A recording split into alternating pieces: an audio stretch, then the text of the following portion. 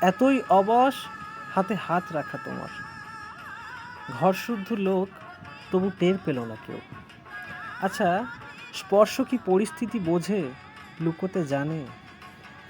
চোখে চোখ মাখলে যে জনস্রোতে, সেও তো স্পর্শ।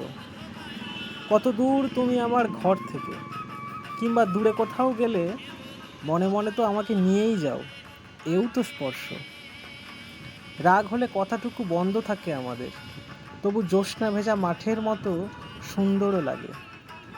আমার দিকে যখন ভারী চোখগুলো নিয়ে তাকাও, এ বুঝি স্পর্শই, যার নির্দিষ্ট ঘ্রাণ আছে দশক জুড়ে, শতক জুড়ে।